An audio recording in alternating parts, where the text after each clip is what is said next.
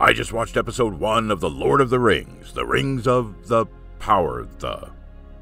My first thought was, what is this show? I mean, I know what the show's supposed to be, but what is it? Okay. Let's start with this premise, because I'm going to find it difficult to talk about this pre-packaged product in any other way. First, it's been over 30 years since I read the books. I barely even remember anything in them. But I do remember Peter Jackson's Lord of the Rings trilogy, in my estimation the best trilogy ever put on film. And as The Rings of the Power the is not a story published in book form, but produced as television entertainment, then I'm going to set the bar very high and say the level you wish to achieve is the Peter Jackson level. Sort of brass ring. Well, The Rings of the Power the falls far, far below this goal.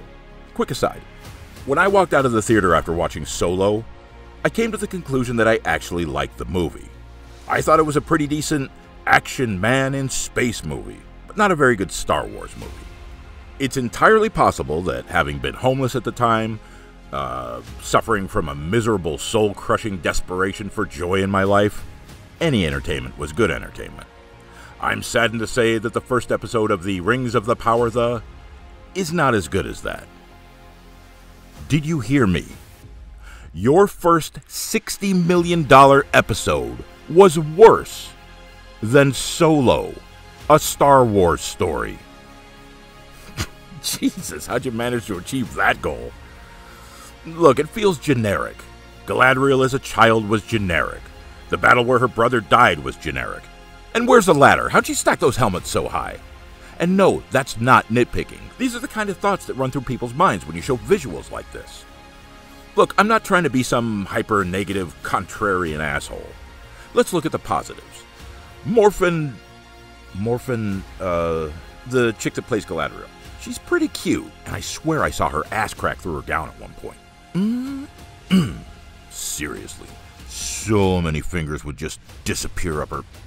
Forget it. The midget girl was absolutely fucking adorable. The Frodo character, Frodo female, Fromale. The elf armor is actually kind of badass, even though it looks like it's molded out of plastic. The guy who fell from the sky piqued my interest right at the episode's end. However, I did find the fireworks weird. Look, I'm no lore master, but I'd always assumed fireworks to be a wizard sort of thing. The elves seem more restrained, not up for ostentatious displays of light explosions in the sky. I picture the elves as looking upon this as a way to wow and placate the rabble, not as something they'd ever use in their own celebrations. Whatever. The ice troll was okay, although it was funny how the elves seemed to keep walking right into its hands so it could grab them. And, oh god, Galadriel's ninja sword moves were just fucking embarrassing. The group of soldiers abandoning her because she was such an annoying bitch that she seemed to deserve it. The order is given. We march at first light. Then you shall do so alone. I kind of like the map transitions. They were fine. Probably my favorite part of the show. The music felt generic. It didn't sound or feel epic or even like a fantasy score. It was just generic. The costumes were generic. The direction was lackluster. Oh, and generic. AJ Bayana? Seriously. How many cocks did that guy have to suck on to get such plum directing gigs? It blows my mind. With the amount of cash Lex Luthor spent to get this show off the ground, why in fuck didn't he hire competent people to work behind the camera? So, Morphin... God damn it. I wrote her name down here somewhere. Galadriel. So Galadriel's filled with rage and vengeance over the death of her brother. Yet we only see one scene of them together when she's a child. We don't get a sense that they're close or that she looks up to him. At one point she knocks a kid down and she's about to sock him in the melon when we see her brother standing nearby. And he says, with good humor, Lose your footing again, Galadriel. And what does this line tell us? Simply by inclusion of the word again, her brother is telling us that this happens often, that Galadriel is a scrappy little badass. I'd heard that she was bullied in the show. This isn't bullying, not when she's on top of a kid ready to pummel him. This tall, handsome elf loves this average-looking human woman. But why does he love her? Well, it's because he's... I've said it already. 100 times over, in every way but words. That's very poetic and tells us little. Was one of those ways him whipping out his pointy elf cock and smacking it into her hand? Come on, baby, give it a squeeze. Milk it like I milked that black shit out of this cow's titty. Does this feel like tell, don't show? At one point, her brother's telling her why a ship floats and a stone can't. Don't ask. Do you know why a ship floats and a stone cannot? Anyway, he leans in and whispers something that we don't hear. Later, on the cusp of a very big decision, we flash back to listen to the quiet part. How am I to know which lights to follow? Sometimes we cannot know until we have touched the darkness. You can almost hear the writers.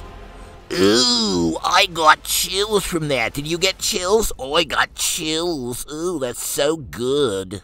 So Morphin... damn it. Morphin. What's her name? Morphin. Mighty Morphin... Power Pussy. That's her name from now on. Mighty Morphin Power Pussy. Go, go, power pussy!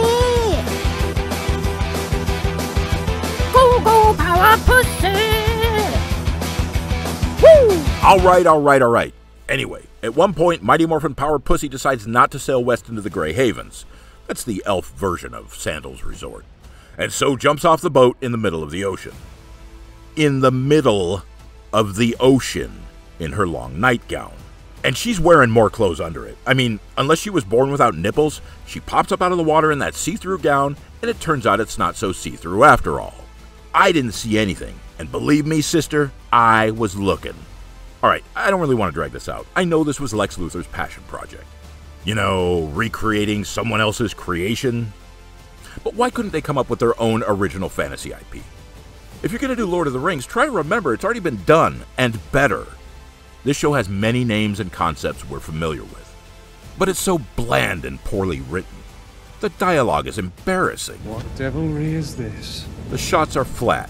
The actors do read their lines out loud, so I guess that's a good thing. My hand is past feeling. No.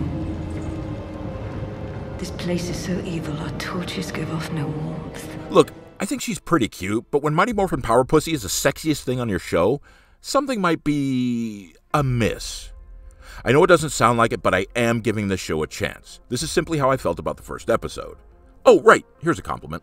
This episode actually did start to feel more like Peter Jackson's Lord of the Rings at one point. Kind of. About 2 minutes before the show ended. It's not much, but it's something. I mean, seriously, it could have been worse. Who are you? My name is Galadriel. Galadriel Skywalker. Calling this The Lord of the Rings was a misstep. They say it's not connected to the Peter Jackson movies, but don't you understand? It's directly connected to Peter Jackson's Lord of the Rings. In our minds. Do you realize how dumb this is? The Jackson trilogy is beloved. It touched so many people. And not in the way I'd like to touch this chick. It touched their hearts, or souls, or just that need that we all have for a well-told story. Lord of the Rings is a masterpiece, and Jackson set the bar so high that if you decide to step into the Tolkien ring, you damn well need to produce something better than this. Lord of the Rings in name only. Generic and silly. I mean, what did that great civil rights leader say? You've got to do better, Senator. Look, I'm more than willing to give this 10 more chances. I want it to be good. But this episode, at least, is just generic. Anyway, thanks for giving me a listen, and I hope you'll join me again for episode 2.